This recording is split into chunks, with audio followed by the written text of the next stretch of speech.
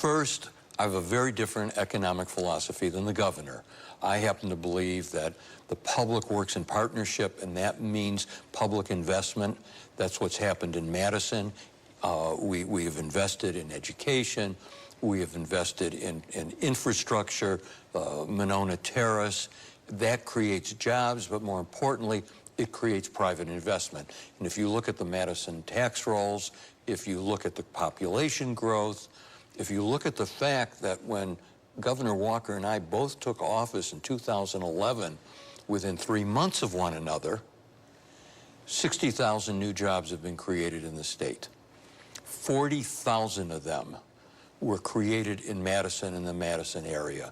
Clearly, we're doing something right, and that's not the state government or the university growing, because the governor's cut those back. So do you see Madison, if you were to have if you were to run for office, do you see Madison as being an asset in the conversation, or is it a liability that it would be looked at by folks outstate as, oh, that's one of those Madison guys? Well, if you look around the state, we're one of the M&Ms, Madison and Milwaukee. And there is resentment about the two urban centers. But the point is, when I was mayor over the years, I made a commitment to serve the entire community, to see to it that the benefits of investment, of jobs, of education, of better health care went to everyone. And I can say the same thing in terms of my service as a governor. It's everybody, and it's a different philosophy than we've got now. It is this focus on building that public-private partnership and getting investment throughout the state. How would you describe Governor Walker's performance as governor? Well, we can look at it two ways. First, we can go backwards since the recession or before, and the state looks pretty good, but that's based on 2007, 2000. When you compare us to our peers or to the other 50 states, compare us to Minnesota, compare us to Iowa. Now, Illinois is a different case. Right. They're in total chaos. Problems, yeah. But when you compare us to our competitive states, we're not doing as well. And in fact, we're slipping. The governor goes around saying, well, we're in the top 10 in terms of high school graduation rates. The governor's right, but he doesn't finish the sentence. When he came into office, we were second in the state. Now we're 8th.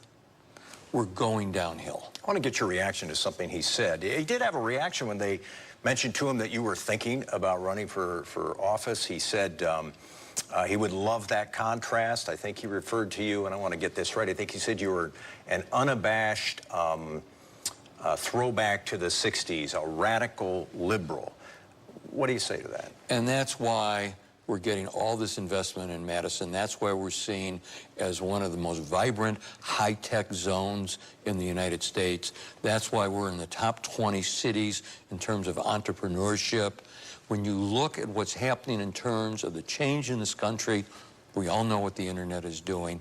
Madison is responding and getting ahead of the curve, and there is no reason the rest of the state can't. When we talk about the internet, for example, you can have tremendously vibrant businesses in any corner of the state if, and it's not just download speed, you have to have upload speed as well. Why don't we have a viable network here in the state of Wisconsin? What's been going on the last 6 years? That's what we're working on in Madison. It ought to be statewide.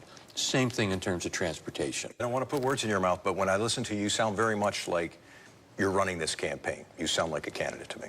You're asking me questions that I've thought about, and I'm prepared to, I'm getting prepared for this. All right. Paul Soglin is the mayor of Madison, Democrat, thinking about running for governor. Thank you very much for being with us today. Thank you.